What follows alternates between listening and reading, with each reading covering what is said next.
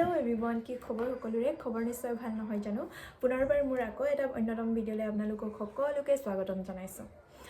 তো ভিডিঅ'টো কিহৰ ওপৰত হ'বলৈ গৈ আছে সেয়া অলৰেডি থাম্বনেইল আৰু টাইটেলটো চাই হয়তো গমেই পাইছে যে ভিডিঅ'টো কিহৰ হ'বলৈ গৈ আছে তথাপিও এবাৰ কৈ দিছোঁ যে আজিৰ এই ভিডিঅ'টো হ'বলৈ গৈ আছে যে ষ্টেটৰ ভিতৰত আপোনালোকে কেনেদৰে এনৰোল হ'ব পাৰিব এজ এন এডভোকেট হিচাপে তো তাৰে গোটেইখিনি প্ৰসেস আপোনালোকক থুলমূলকৈ বুজাই দিবলৈ চেষ্টা কৰিম যদিও বা কিবা আপোনালোকৰ ৰৈ যায় বা কিবা এনেকুৱা লাগে য'ত আপোনালোকৰ ডাউট আছে তেনে ক্ষেত্ৰত আপোনালোকে মোক ইনষ্টাগ্ৰামত মেছেজ দিব পাৰিব নতুবা কমেণ্ট বক্সত লিখিলেও মই আপোনালোকৰ ৰিপ্লাই দিবলৈ চেষ্টা কৰিম তথাপিও যদি কিবা ৰৈ যায় তেনেহ'লে তাৰ বাবে আপোনালোকক মই ইনষ্টাগ্ৰামৰ আইডি লগতে ইনষ্টাগ্ৰামৰ লিংকটো মই সকলোখিনি প্ৰভাইড কৰি দিম আপোনালোকে তাত গৈ মোক নিশ্চিন্ত মনে মেছেজ কৰিব পাৰিব তেনেহ'লে বলক ভিডিঅ'টো দেৰি নকৰি আৰম্ভ কৰোঁ আৰু ষ্টেটত এনৰোল হ'বলৈ হ'লে প্ৰথমে আপোনালোকক লাগিব আপোনাৰ জন্মৰ সাৰ্টিফিকেটৰ পৰা আদি কৰি আপোনালোকৰ মেট্ৰিক এইচএছ ডিগ্ৰী লগতে এই ল ডিগ্ৰী যিসকলে 3 ইয়াৰ্স কৰিছে তেওঁলোকক ডিগ্ৰীৰ লগতে মানে ডিগ্ৰীৰ লগতে আপোনালোকক ল ডিগ্ৰীৰ গোটেইখিনি সাৰ্টিফিকেট লাগিব আৰু 5 ইয়াৰ্সৰ বাবে যেহেতু তেওঁলোকে ডিগ্ৰী নকৰে গতিকে আপোনালোকক এই ল ডিগ্ৰীৰ সাৰ্টিফিকেটখিনি আপোনালোকে প্ৰভাইড কৰিব লাগিব আৰু ইয়াৰ বাবে সকলোখিনি আপোনালোকে জেৰক্স আনাৰ লগতে আপোনালোকৰ গোটেইখিনি ডকুমেন্ট অৰিজিনেল ওয়াইজো লৈ আনিব লাগিব এটা কথা মনত ৰাখি আপোনালোকে কামখিনি কৰিব যিখিনি আপোনালোকে ডকুমেন্ট দিব সেই ডকুমেন্টখিনি কিন্তু কতো যাতে একো ভুল নাথাকে সকলোখিনি যাতে কাৰেক্ট হৈ থাকে তাৰ বাবে আপোনালোকে ধ্যান দিব যদিহে তেওঁলোকে চেক কৰাৰ সময়ত যদি কৰবাত কিবা গণ্ডগোল দেখা পায় মানে অকমানো যদি মিস্টেক দেখা পায় তেনেহলে কিন্তু আপোনালোকৰ অবজেকশন লগাই দিব আৰু এই অবজেকশন আহাৰ পিছত যেটো আপোনালোকৰ চেক ডেট হ'ব আপোনালোকে যোনটো জমা দিব ডেটটো মানে ধৰক আজি আপোনালোকে 30 তাৰিখে জমা দিছে নেক্সট ডেটৰ 30 তাৰিখেহে আপোনালোকে গম পাব যে সেইটো আপোনালোকৰ অবজেকশন আহিছে নে নাহিছে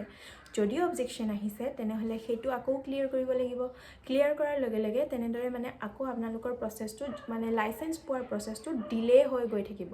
সেইবাবেহে আপোনালোকক কৈছো যিখিনি ডকুমেন্ট আপোনালোকে দিব সেইখিনি বাৰে বাৰে চেক কৰিব যে তাত কিবা ভুল আছে নেকি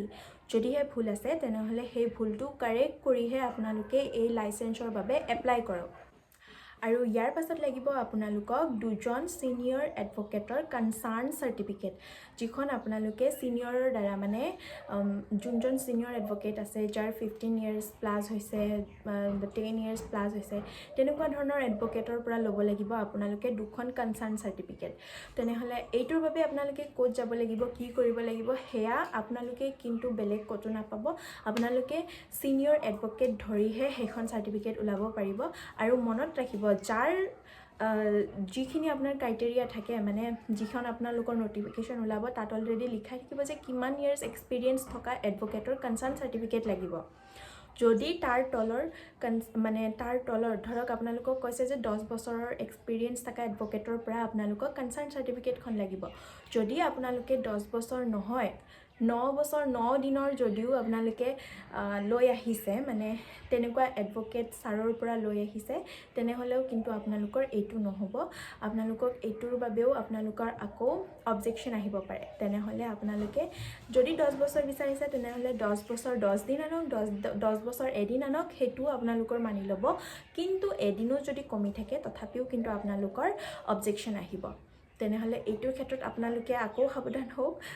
ভালদৰে চাই লওক ভালদৰে বুজি লওক তেনেকুৱা এজন এডভোকেট সাৰৰ পৰা আনক যিজনে নেকি এই সকলোখিনি ক্ৰাইটেৰিয়া পূৰণ কৰি মানে ক্ৰাইটেৰিয়া দেই আকৌ নহলে এইটো উচ্চাৰণটো মোৰ ভুল ধৰিব পাৰে সেইবাবে আকৌ কৈছো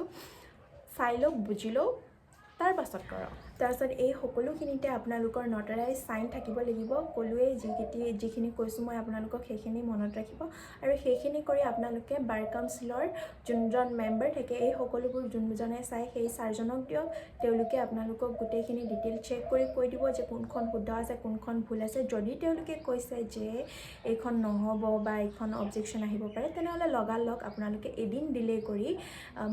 ডিলে কৰি হলেও আপোনালোকে সেইখন ঠিক কৰিহে জমা দিয়ক যদি আপোনালোকে তাৰ উপৰিও তেখেতসকলৰ কথা নুশুনি যদি আপোনালোকে জমা দিছে তেনেহলে কিন্তু এমাহ আকৌ পিছুৱাই যাব লাগিব মই বাৰবাৰ কৈছো এমাহ পিছুৱাতকৈ আপোনালোকৰ এদিন পিছুৱাই আপোনালোকে ডকুমেন্টখিনি জমা দিলে আপোনালোকৰ নিজৰ কাৰণে সুবিধা হ'ব লাইসেন্সখন সোনকালে পাব